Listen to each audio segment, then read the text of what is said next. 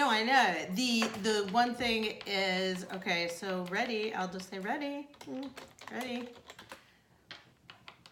You should stand, if you're going to tell me anything, it should be by the camera. Yeah, But, we don't want to get into the light. oh, and look. I do this. Yeah. Yeah. Ready. Okay. Maybe I should print this. I'm going to print it. But I can't look down anyway, so. Over here.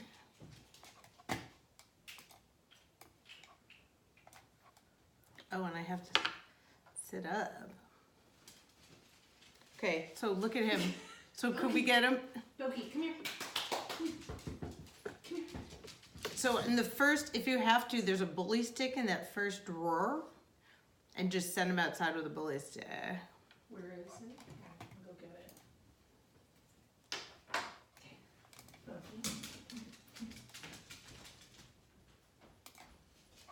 Oh yeah, skateboard. It is in my face, my hair. First drawer by his pillow? No. Yeah, the first drawer on the other side by the microwave. He's calling, hun. I don't know how I answer this. One sec.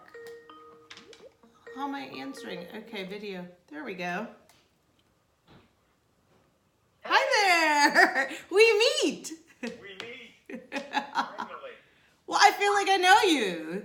I know. Same here. I know. Ironically, I'm going to be in your town this weekend. Are you really? Let's meet. I'm flying in on Sunday to SFO and then taking an Uber to Oakland. Oh, come on. Are you joking? Are you serious? For what? No, I'm not joking. I'm keynoting at an educators conference there in Moraga. Yes. Okay, really? Moraga's like 7 minutes from my house. Really? Yes. Awesome. That is so funny. Well, let's meet for coffee or something. Great. I'm staying at the Marriott in Moraga or near Walnut Creek. Near Walnut Creek. So Walnut Creek is further than Moraga. Moraga is literally over the hill. Like, Okay. yeah, when I take my cycling, I go that way. It's so close. Awesome. Yeah, I would love to meet. That would be great. Okay, so you'll, after this, just text me your timing. I don't know that is so funny. Oh, And SFO, I know it can get foggy and all kind of delays, but I'll keep in touch. yeah, definitely. Oh, you should have come into Oakland. I tried. I couldn't get there before the Super Bowl though. Oh, there's that. Yeah. I fly United. I fly United. It just makes my life a lot easier, and they don't have a lot going in and out of Oakland. So. Yeah. Oh, now there's your accent, but your accent is not on your podcast. But I hear it now. Yeah, I don't know why. I think because I'm hunched over and I'm lazy. I always stand up on my podcast. Oh, that's so funny. It's not a deep tick cage. Oh, right there. Yeah. That is so funny. Oh my gosh. Green screen?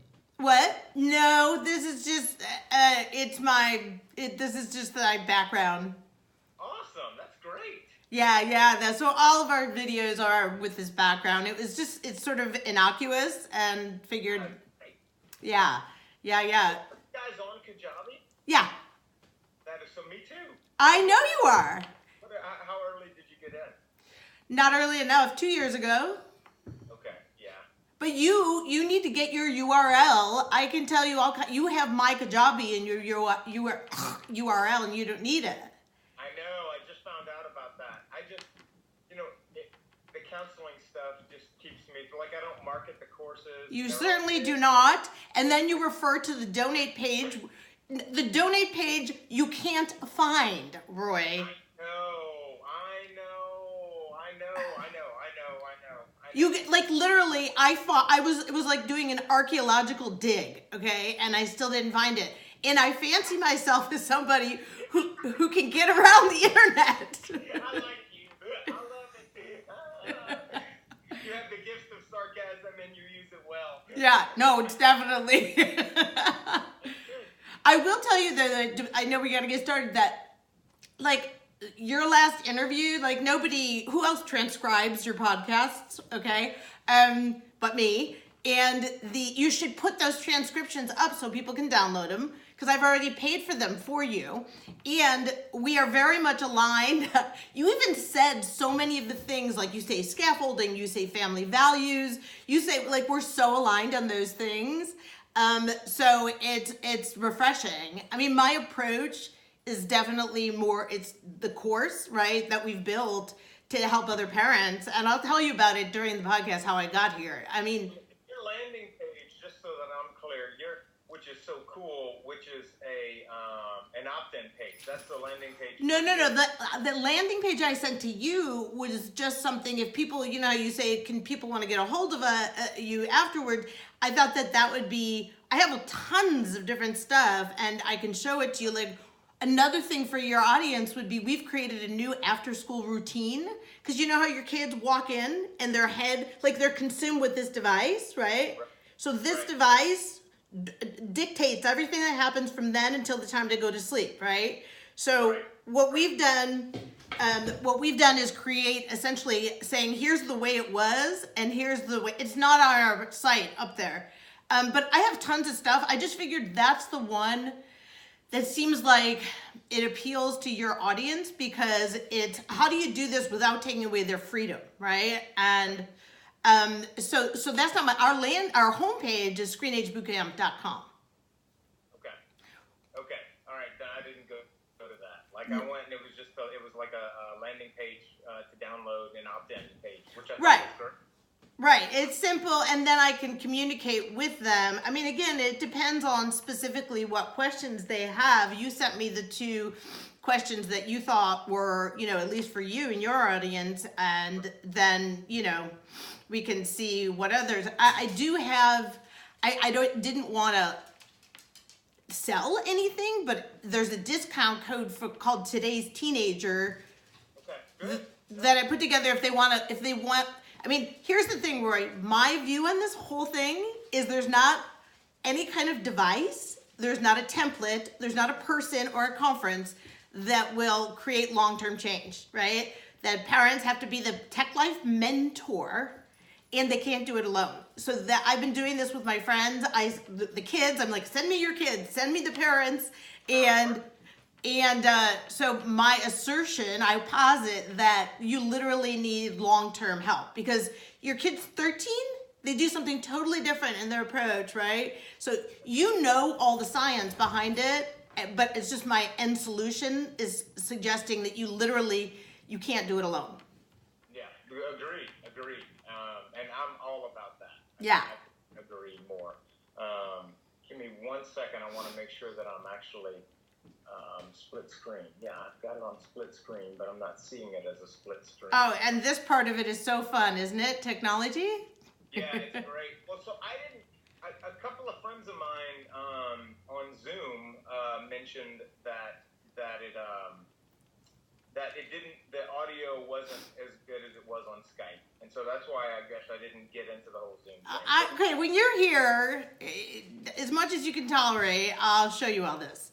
Because Zoom does a live Facebook feed. It integrates completely with Kajabi, and it's fully integrated. I know. So the thing about Kajabi, if you don't actually pay attention and engage with their online community and stuff, you don't kind of get like the My Kajabi. That's nothing compared to all the stuff you could do with that. Yeah, and are you? So you're in the Facebook group, the Kajabi? Yeah. And again, just being there, I mean, Roy, this is my gig right now. This is what I'm doing. So you're super busy, so it's your side gig. Right. I can tell you a lot of stuff you could do to build your side gig to help more people, right? We could figure something out, because see, you're never going to relearn everything I've learned, because it's impossible. But first year I had it, I was really deep in it and on it. But I mean, it has changed so much. So do you just use them, and we'll move on? Do you use that for your list management? Like, do you? Everything. Our sequencing, our list management, to videos. So the videos we host on Kajabi. I mean, again, I have them on a post-production platform called Frame.io. So I have my post-production editor, my son. But then, there's a lot of little things you need to know, right? And and again, part of the story that I usually don't tell, but the reason I created this course was I had an experience as a parent, and then I went through 2 sort of intensive productivity online courses. And which one? It's called Life Hack Boot Camp. And that's Screen Age Boot Camp. Do you see what I was saying? We called it Screen Age Boot Camp because we think you got to have a parenting boot camp. Like that's, right. And it changed me and it changed my behaviors. So I'm kind of like, that to me feels like the 21st century long-term behavior change. Awesome. Yeah. So, and separately for you, to help you, a lot of the hacks and productivity are you get a VA who's in the Philippines for $7 an hour. Like, you can use mine because I've taught her everything. Wow. So you have one? Yeah. So, yeah, we definitely got to get I know. Definitely have to get together because these are things that I've, like, pardon my French, half-assed looked into and attempted with not much success. And I even read Chris Ducker's book on how to do the VA. Oh yeah. No, I'll tell you everything. And again, there's a guy named. So these guys with Life Hack Bootcamp are sort of, they pull you through the process, but you don't need to pay them because because I can tell you. Amazing. Oh, that's awesome. Yeah. I can't wait. Yeah. I can't wait. Yeah. So it's super. What? Are you ready? I'm ready. You look ready. You sound ready. I'm ready. You're ready. Hang on, just let me just check out something real quick to make sure that we're okay. So it's showing on split screen. Great. All right, awesome. Well, you got a great mic. Look at your mic. You're gonna do great on Zoom. The podcast, and look, I participate in Zoom calls all the time. Right. Just never initiated it. So yeah, we'll get together. Yeah. Awesome. So pronounce your. Do you go by both the double last name? I do, Marisa Verson Harrison. Yeah, it's. Because I started professionally, with the Verson, and then, Gotcha. Awesome. Cool. All right, well, let me know. Are you ready? Yeah. Here we go. Hi, welcome to this episode of Today's Teenager, a podcast that helps you to understand, reach, and influence the teens in your life. Very special episode of the podcast today. I'm delighted to welcome my guest, Marisa Versa Harrison, and she is a co-founder. Is that right? You and Sherry co-founded? Yes. Yeah.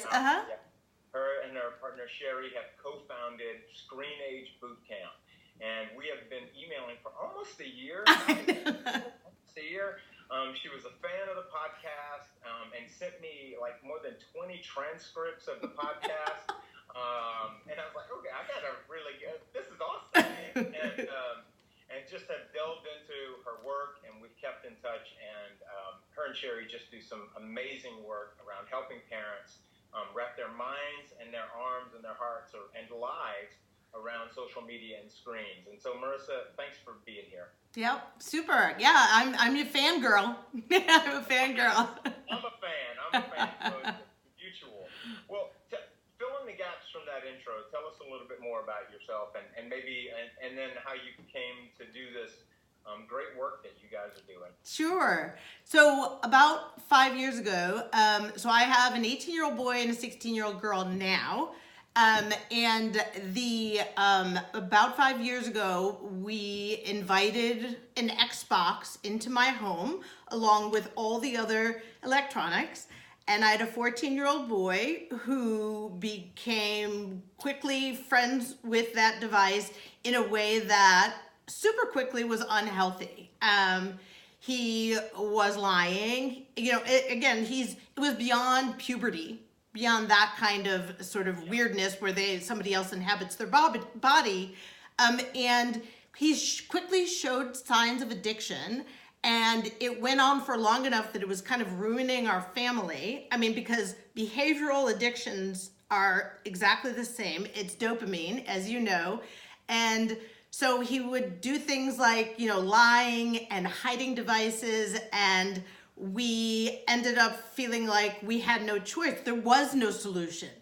And there was no solution out there, which is why I created it. But so we sent them to a wilderness program, a 30-day program where they're in the wilderness. And we because we thought military camp, I'm thinking, what are we, boarding school? And we went to that he went to that program and we had hoped that they would fix him, right? It was 20 grand or something because we were just desperate. And the last part of it was a reintegration with the parents, a 3-day program where we had to go to Ely, Minnesota. And what we learned was essentially it's not about rules and parenting or any of the things that we were doing. It's not about nagging. It's not about abstinence. It's about becoming a mentor. There is a guy named Mike Riera who writes this great quote. And again, we've adapted it for really young kids as well. But from my personal experience, he says, this guy, Mike Riera, you probably know him. He writes a lot about teenagers. And he says, after puberty, you get fired as your child's manager and need to lobby to get rehired as their coach.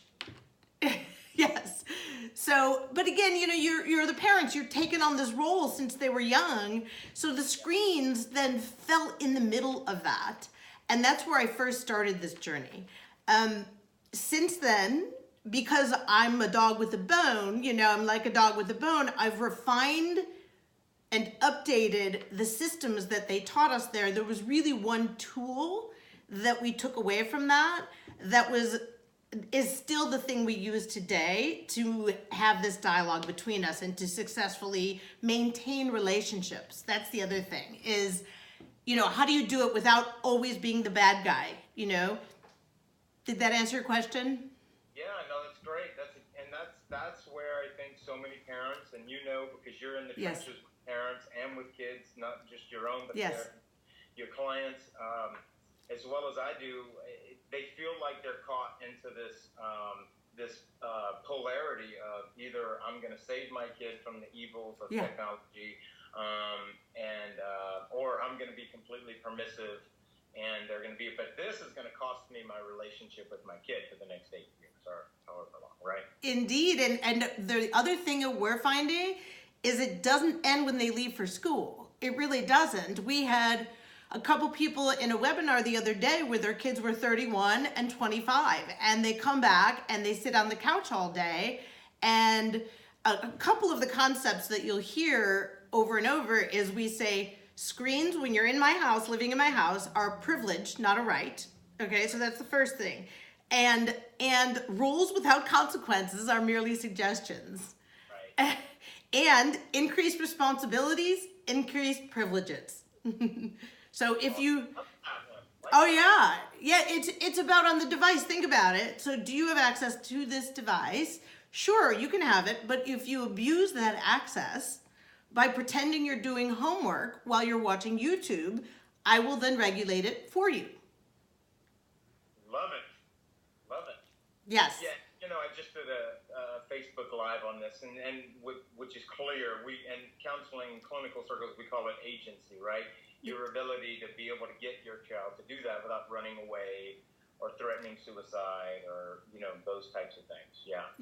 Yes. And agency is a huge part of what we teach parents that they need. So if you think of agency in a bigger sense, we need to teach our children that is their most precious resource. And first we have to bring consciousness to ourselves, right? So there's a whole process. It's not easy, Roy. It's not easy. No, it's not. Well, just so, let's dive in. I know the listeners are like, would you please just let her keep talking and get into it? So tell us about that process. Like, because parents are, they're listening now and they're like, so what do I do? Like, what do I do? We can talk with younger kids, and then toward the end, we can talk more about how that would, how you'd wrangle in the older teens who may have been unwrangled. Sure. And So I'll start with middle school. I'll speak to that audience if that works. We were speaking at a PTA meeting the other day, and so there's a couple of things that happen. Number one, there's this incredible sense of guilt that we feel as parents. And because I opened the door, spent hard-earned money on all these devices and brought them in, okay? I was doing something good for my kid. Right. And myself, they were taking the bus. God knows what can happen. So that's the first thing. So that sense of guilt and the fact that they should know what to do as parents is the first thing that keeps them from taking action. The second thing is their own addictive behavior that they don't want to know and see. You see that global warming is back in the news today because of our leader of the free world, and it is the new inconvenient truth, this whole idea of tech addiction, because the parents are seeing it. They have that nagging feeling in their gut. They know it starts with them, and they need to become a Tech Life mentor. So through that process, let me go back to, so first it's bringing consciousness to yourself. Second of all, it's owning that you had responsibility in, getting the child this device, being okay with that, and then saying, I'm not gonna let tech control the agency of my child for the next, because again, the studies are not finished, right? We're an experiment in history. You brought your children into the world, you owe it to them to create scaffolding around this issue, even if you made the mistake of giving them a device. Right. The way that we do it is with something that may seem completely unintuitive to parenting, which is a low-tech solution for a high-tech problem, and that's a screen contract. It's a family screen contract. So we do it, we say, as a parent, so you can see how this is two-way, it's mentorship, and we say, the parents are going to agree to this set of things, right? They're not the same as the kids. We expect you to agree to this set of things. We know that we have not been regulating you in a way that's healthy, but we now know better, and we are committed to your health and well-being and tech life balance, right? So to do that, the thing is, it's nuanced. That's the problem, is these contracts are nuanced. It depends on the child's personality. If you have ever, there was a study in Amsterdam about, and one way to think about it is there's orchids and dandelions, right? So kids are either orchids or dandelions. Orchids are highly affected. They can bloom and be beautiful, but they are highly susceptible to the influences of media, right? And whereas the dandelions can handle a lot more of it. I have one of each, right? So you got to kind of know that. You also got to know your parenting style. What's your parenting style? So again, because I've listened to and read your podcast, but it's, authoritative. Most people will go all the way to permissive because they don't know what to do. And the other thing is your family values. It's, again, if you kind of look at this in the big, big picture of our history, right? Most people like to say, okay, our family values are wrapped up in education, religion, and like family structure, the way, are married or not. But this is right up there. We're saying that you put this in the construct. So it's really a parenting reboot, right? What's the value there? The value of which? That needs to go up there with education and religion. Is it just... the family no, you put the screen contract. So for instance, let me just tell you how that works together. Okay. Our family values connection, right? So our family values respect, right? Respecting others and honoring people when you're here engaged, right? So for instance, I have a phone, right? I have a phone, and my value is that if I'm sitting here talking to you, that I'm going to ask your permission before I pull my phone out and add something here in the phone to our conversation. You see? Because that's respect, right? That's respect. It does, if you're an old, and especially my teenagers, right? If I say, you're talking to me, I'm like, be here and put that device down now, Okay. And if not, I think, I mean, you can imagine my kids are like, all right, she's crazy. Right? But essentially you align tech use with the things that are most important to your family at the core, right? It's kind of going back to basics, Roy. So it's so everything you talk about. Well, and can you go back, because I wrote this down and I just need you to say a little more about this. I'm fascinated by the orchids and dandelions. Okay, sure. Can you describe for me just a little bit about each, put some skin on that? Sure. So, for instance, my daughter, she's a theater kid, and she enjoys screens. I will say there's another little saying here that sort of permeates the ethos of all of our work. There's a woman named Anya Kamenetz who wrote a book called The Art of Screen Time, and I can follow up with all of this. She was quoted in our news release because we align so much. You would love her. Anyway, she likes to talk about screens in the same way as Michael Pollan talks about food. Enjoy screens, not too much, mostly with others, right? So my daughter, she's been catapulted into that environment. She got a phone, but I mean, beyond the fact that she happens to be very emotionally mature, right? She's a girl, right? So there's a lot of things that it could be. It could be gender, but she also isn't susceptible. She sees through the marketing messages, and she's not influenced nearly as much. She's more tough on the outside, you see? So she doesn't feel she has to get the sneakers that are advertised online when she's in the middle of Snapchat, you see?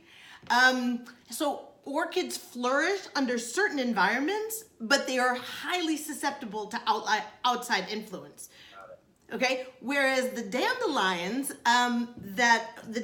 are really more, they can, they shake it off. Oh, I'm sorry. Yeah. So the orchids, I gave you the bad example. My daughter is a dandelion, and my son is more of an orchid. He does, honestly. So remember, Snapchat, it's the middle, their social lives are on Snapchat. So if something enters that stream, and for him, he likes rap music, he likes, and he all of a sudden needs the big sneakers that are online, right? So I have to mitigate that. We have to throttle those. And even with education, these kids, so if you take consciousness to the fact that that's coming into his stream, and it's in there every day because it's a social network, he is conscious of it, but he doesn't want to opt out of it. You see? So I have to parent around that. Did that make sense? Yeah. No, that makes absolute perfect sense. Perfect. Before we go any further, and for those of you who are watching the video, you're gonna just have to bear with us a second. But my producer Smo will be very upset if I don't take a break, so that he can take a break without having to interrupt either one of us. So we're just gonna take a pause. Okay, there it is. Dr. Dorian? Is that for the Invisalign? Yeah, for Dr. Dorian. Exactly. Yeah, exactly. Do I know? I know, right? I know. I love it. And I've got okay, welcome back from the break, everybody. We're just having fun on this podcast, and all of them are, they're never really scripted, as you can tell. But Dr. Dore, we were just talking about our sponsor. Dr. Dore is not the only sponsor. My good friends Roy and Amy Provost, even though they're not up on the website yet, with Louisiana Funeral Services, are just incredibly supportive. And there are a few others who would rather go nameless. So anyway, so welcome back. And Marisa, keep going. Tell us more about the process. So again, for our approach is one that is very much like elite training or coaching programs, right? But we've taken it and created a structure where it can be adopted by any family, anywhere, as long as you get the information, do the homework, then take it to action, right? It's there's a word called practicum, which I think which is building the bridge as you're walking across it, right? So you're doing it. So if you do the work, you absorb the content, and then you engage in dialogue in our community, then this will work over the long haul, right? That's an important caveat. And what do you think makes it most difficult for parents to do that, to do the work? What gets in the way? What gets in the way? Parent, like, I'm going to do this. I'm going to go Screen Age boot camp. Awesome. I'm locked and loaded here. 2 months later, things are falling apart. Sure. Well, number one would be, I would say, culture, society, that we are literally fighting. We are fighting against a tsunami of people who've normalized ADD. They've normalized addictive behavior. The parents have fallen into the trap themselves, right? And who wants to have another fight with a teenager, okay? So the biggest thing, you know, is I always say, like, if you want to give your kid a phone in their room, this would be the one. You see this phone pillow right here? But a lot of times the kids will say it's our alarm clock. So they go where there's least friction, right?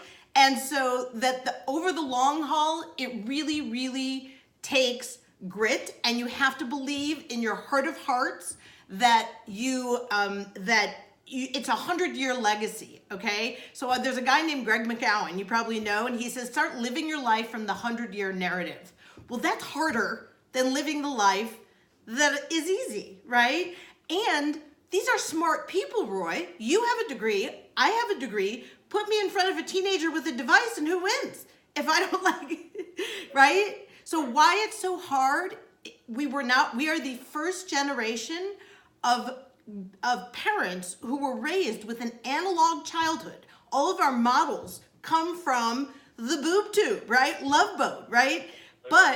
And then we've given our kids a filterless portal to the world controlled by advertisers. Their life lives on it. So why people don't stick with it is it's almost mind-bending. So it's a reframe in your mind, but then you have to make it actionable. You have to have hard conversations. And I'll tell you, Roy, the biggest piece of resistance is you have to believe in your heart of hearts that it's worth it. It's the 100-year narrative and it's your legacy. That's right.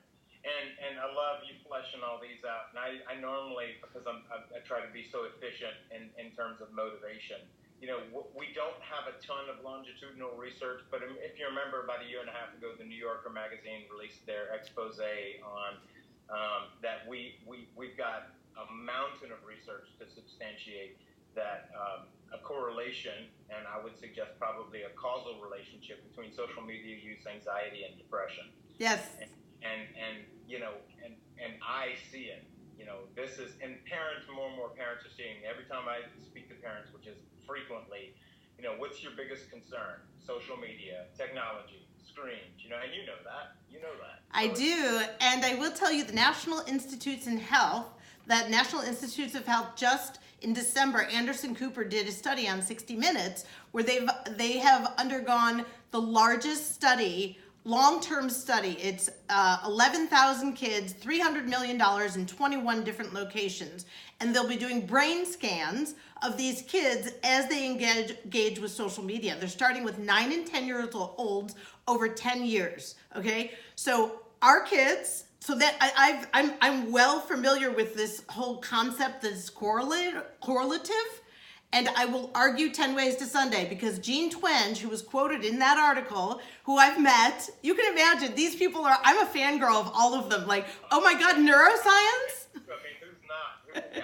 So she said we're on the brink of the worst mental health crisis in decades, okay? So that's one. Number two would be, there is a man named Tristan Harris, okay? Tristan Harris started 2 nonprofits, one called the Center for Humane Technology, and he's trying to align technology with humanity. He was employed at Google as a Google ethicist. So his job was to align the development of technology so the persuader, advertiser, and persuadee, consumer, were aligned, that they're ethically aligned. It was impossible. Power differential there, right? He left, and he understands. So again, he's saying all these platforms. Why, again, back to your other point, why do people not succeed? Because it's engineered for addiction. Dopamine. It's the slot machine effect. You take your phone and email, whoop, you go down. That's the slot. It's intermittent variable rewards. Absolutely. Absolutely. It's worse than substance abuse, right? Because substance, at least it's got a trajectory that's predictable. Right. That's right. Right. And habituation, tolerance, et cetera, et cetera. etc. The another thing, again, remember, so when we were watching the boob tube, right? Number one, our parents were probably there or in earshot, right? The second thing would be that they would be a filter for that information, right? So even if there's advertisers or whatever it is, number one, it had a controlled stop and a start, didn't have autoplay. They were a filter for the information, right? And it was not developed by thousands of the highest paid engineers in the world. Yes. Yeah. I mean, we can't win unless we align together. And I will say, sorry, I have so much to say about it, but the more parents that step up to this challenge, the more power we will have against the tech giants. No, you're totally right, because it's the ones who do. We feel like we're walking upstream. Yeah. So, kids coming home and going, everyone else is doing it. Yeah. While that's always exaggerated a tad, it's true that there are a lot more kids whose parents are very, very much more permissive around social media use. And I love your language. I can't remember if we did it in our pre-podcast chat or not, but just the consciousness that the parent brings to it, which is that starts first with them. Yeah. You know, like, are you conscious of the way you're consuming media as well? And I tell you, my mood is definitely affected by social media. Yes.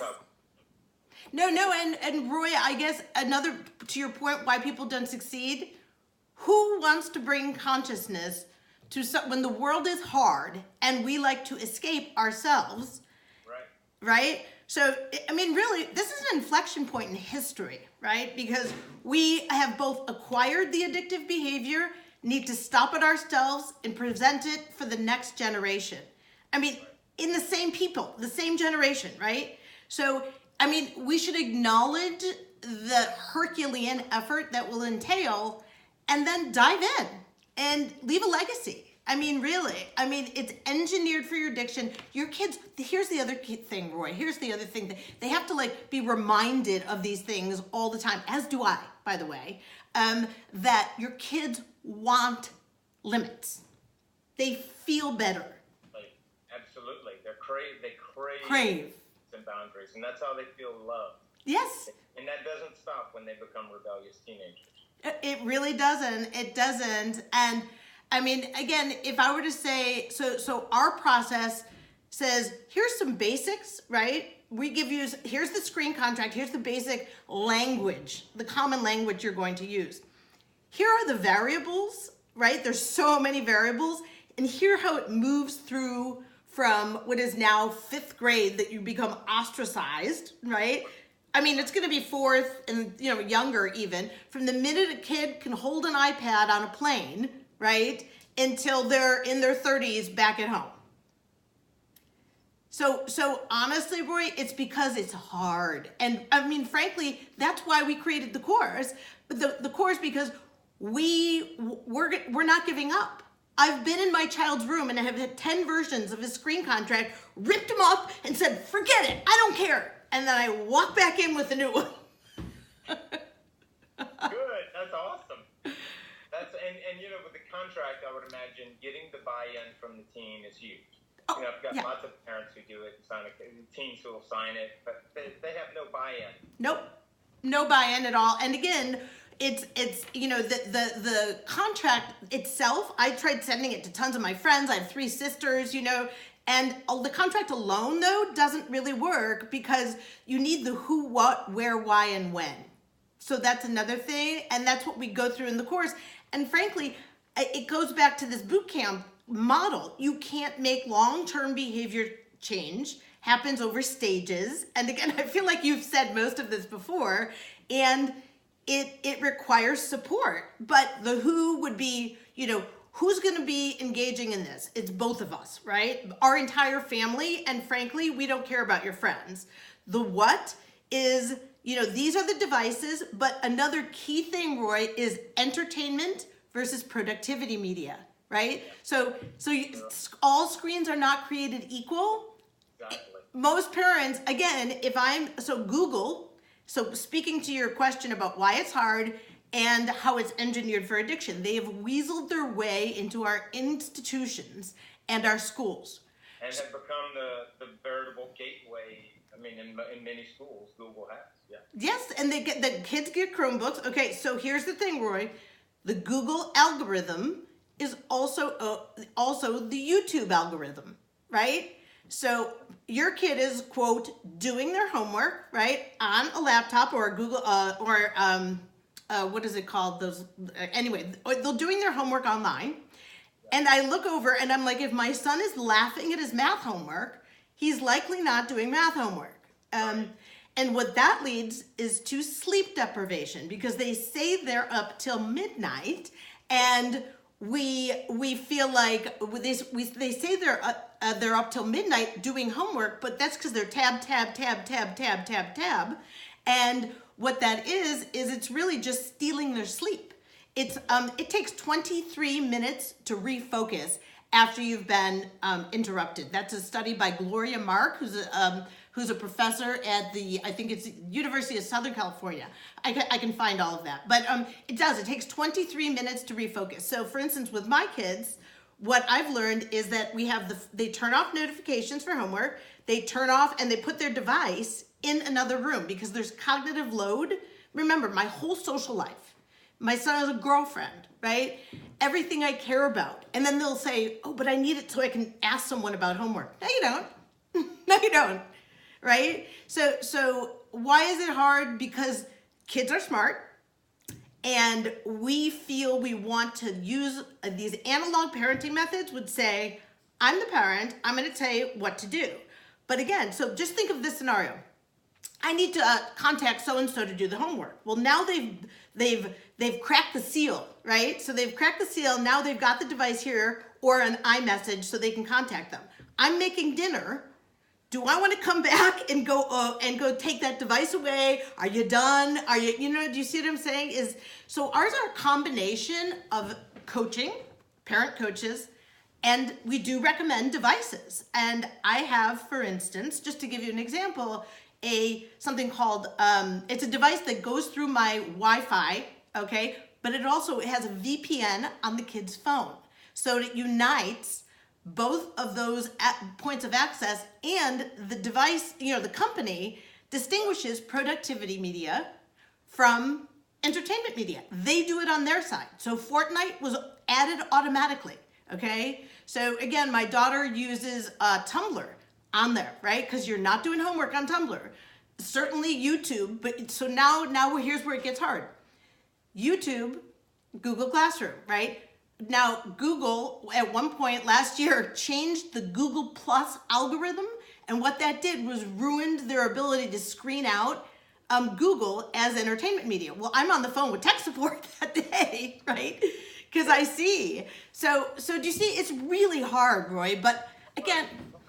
And I just want to bring your attention, because we're going to need to wrap up, just so that folks can digest it. We're going to have you back on. I'd love to. Yeah, you're going to have to do a part 2 of this. Yes. Because I'm thinking of a ton of questions, and I've written down many that won't be able to be answered today. But so what I see a lot with parents of the older teens is, I've got it. It's pretty clear to me, I've got a problem going on. But we've let this go. This train has been rolling down the tracks, and I can't slam the brakes on it, and it's screeching down the tracks. And so what do I do now? All that's great. What do I do at 16 years old when I've got a tech addict at home? Yep. You say, again, it's going back to, I'm going to leave a legacy. I introduced this, and I've been afraid. I've been parenting from a standpoint of fear, and I'm not going to do that, okay? So I'm going to go fall on the sword and say, again, Sherry did this. This is how, so I started this certainly with my son, and then she's an old friend of mine, and she said it's basically, she came into this and she had a 17-year-old, right?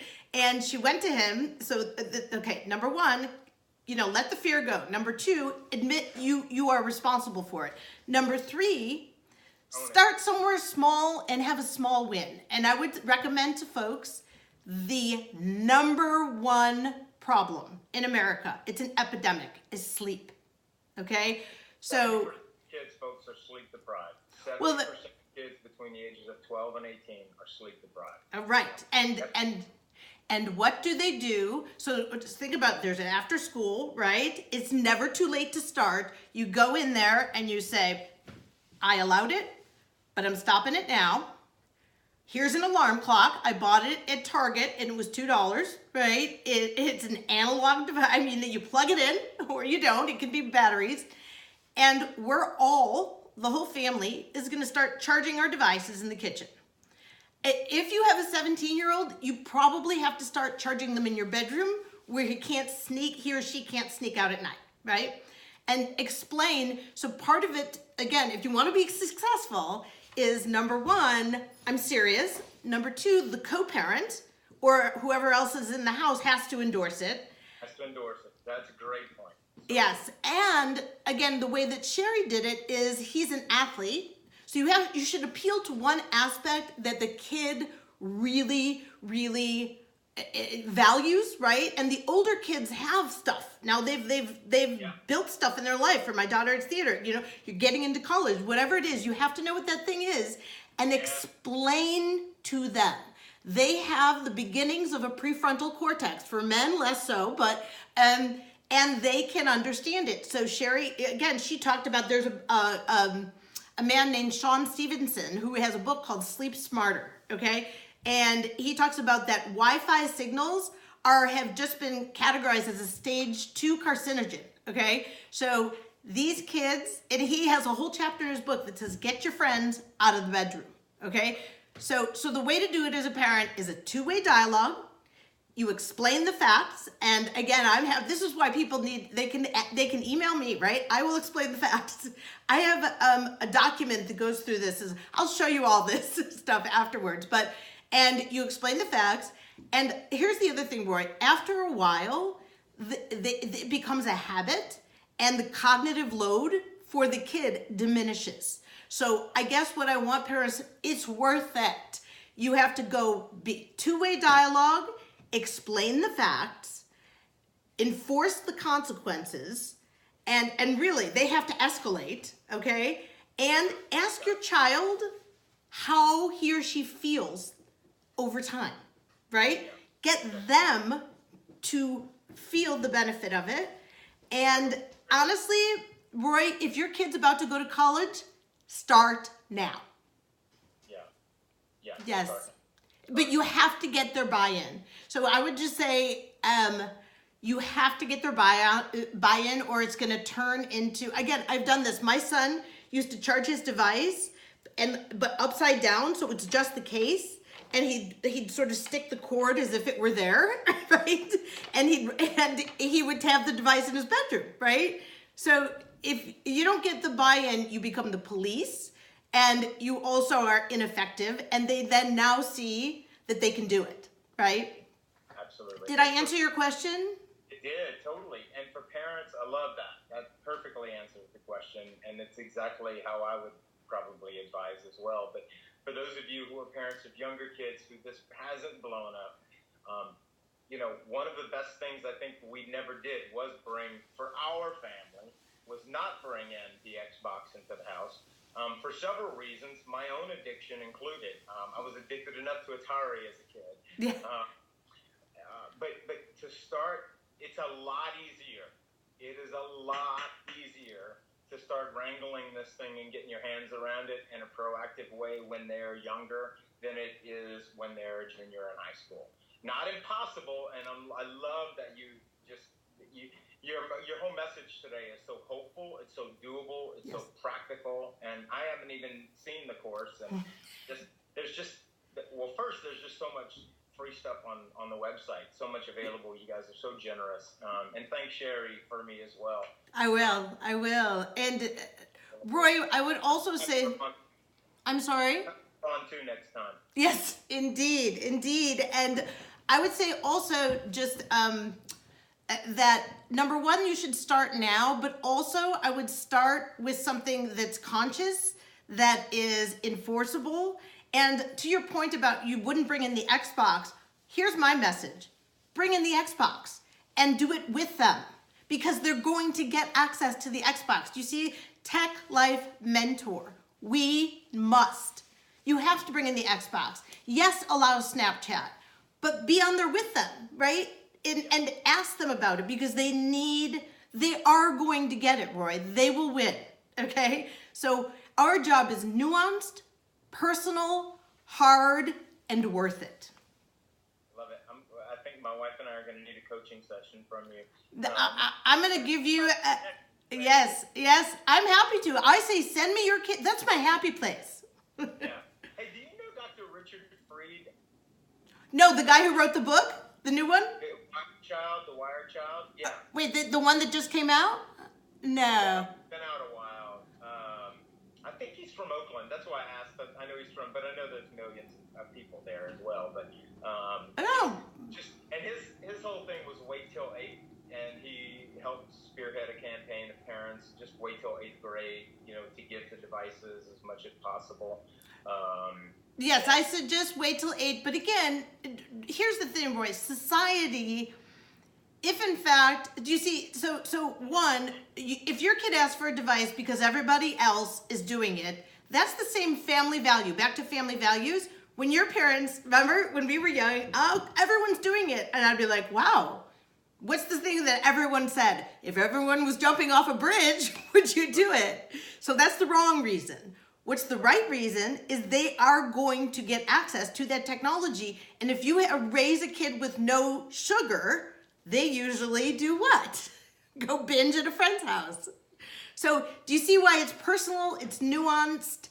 It's something where, yeah, we walk people through a process where they can parent from a sense of confidence. They have the information, they have the tools, and they have the support. Yeah, I love it. I love the nuance that is lost in our civil dialogue today. And yep. So many are either here or here. Yes. And there's no in the middle. And I love that. I love that about your approach. And in our conversations, thank you for today. You were just absolutely wonderful. And I just want to tell you folks, I don't like, I generally, when people sell first, that always turns me off. And it's been clear to me over the last 9 months or so that Marisa and Sherry, her partner, are in this not for the money, but we all need to make a living. But they're in it to. They first got in it for their own kids, right, and their own life, and then to really help parents. It's so clear as you read the documents and the generosity of the information there. But just tell us a little bit about if folks wanted to look into the possibility of reaching out to you individually or for the course, where would they find you? Well, again, I would say that the course is for people who want to commit, and that I am happy to have people in the course, but I want people who will commit, right? So I'd rather have fewer people who are really committed because I'm passionate about the subject, clearly. But if they wanted to, we find the course at... That's pretty darn impressive. Yes. Who transcribes all your podcasts? So the course is on our website at screenagebootcamp.com.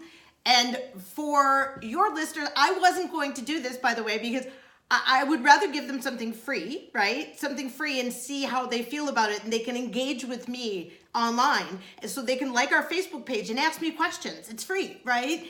But if they do want to go for the course and they feel like their partner's committed, actually, you know what? Their partner doesn't have, I will help anybody. If their partner's not committed, I'll tell you, Roy, mine isn't, okay? I hear you. And it doesn't matter. I am committed, okay? And I will, I can speak to a whole thing about divorced couples. That's a whole separate dialogue. But so I would say we do have a coupon code for anyone from your listeners, and that's Today's Teenager. Of course, the name of the podcast. But so if they want it, but I would say they can email me directly, Marisa, Marissa, at screenagebootcamp.com. If they have a question, they can download, they can like our Facebook page and ask me questions, either Sherry or I, right? And they can also, we have a free document called How to Balance Screen Time Without Taking Away Your Teenager's Freedom, right? Yeah, and that's just at, it's Screen Age Bootcamp, screenagebootcamp.com, and then /teens. Perfect. And we will link, folks. We're going to link all of that up in the show notes. For those of you who only watch us on Facebook, know that there is a podcast on iTunes and Stitcher, and that'll certainly be there in the show notes, as well as it will be on our website, my website at today'steenager.com, when we link that up.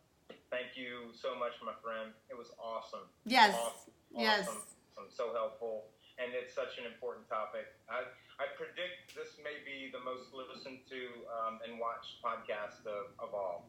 Yes. I predict. We'll see. I'll let you know. We'll see. Thanks so much, Roy. I really do appreciate it. And if they want, today's teenager, or I'm happy to help in any way I can. I really, really feel passionate about this. I know you are. So thanks so much. Thank you, Marisa. And thank you all for listening in and watching today on the podcast. We look forward to being with you next time. Thanks, Roy. Good job. I hope so. I promised you a half hour and it went for 50 minutes. So I apologize for that. Okay, Roy, I have a friend that's worked with me for 30 years. And, she says, here's your mantra. Always leave them wanting less. Me too. That's my mantra as well. My wife is constantly saying, leave them wanting more. Leave them wanting more. Oh, no. Not me. Oh, no. Oh, awesome. Awesome. Well, I have a 12:30. Okay. But I will text you my itinerary. Yeah. If we can meet up, that would be great. Come on. We have to. Awesome. Who else transcribes? Do you want to ask me anything that you've talked about in your podcast? Even the most recent ones. Okay? That's amazing. That's amazing. Thank you so much, Marisa. Thank you. I will text you, and I think I'll land around noon. Okay. And, yeah. Roy, do you know when this podcast is going to air? I am going to export the iTunes version of it, the audio, right now. And so my producer's probably going to work on it over the weekend. So my hunch would be Tuesday on iTunes, but the Facebook one will not. It's going to take a little bit longer just because of our slow internet connection here to download the video and edit the video a bit. Okay, so I'm going to promote the heck out of it too with a variety of different audiences that I belong to. I told you. So I belong to these parenting support groups online too. Yes, you do. Yeah, of course. So, and in the Kajabi one, so I'm just going to promote it everywhere for you. So give me advance notice, but when to see them. So, which is easier to share? I'm imagining they all are, right? It's just the link, right? it's the link. As long as I get advance notice, I can queue it up, the promotion, right? The machine. Right. Okay. And are you on Facebook? Of course. And I friended you, and they said you have so many fans that I can't friend you. I have some of them. It's not hard to do. Usually I'll just do a controversial podcast, and I'll lose a lot of the rights. So that's great. That's awesome. Yes. We're going to hook it up. That'd be great. Yeah, definitely. I'm on Facebook. I'm going to friend Roy, and he'll friend me back. And they're like, he has too many friends. I'm like, I know. I hate that. I hate it. Why do you have to be limited to 5,000 or whatever it is? Anyway, I won't even get into my non-use of my my other page because I know you'll fuss at me for that. But I'll save that for in person. no, indeed, I will fuss at you. All right, Roy. We'll be in touch. Okay, great. Bye-bye.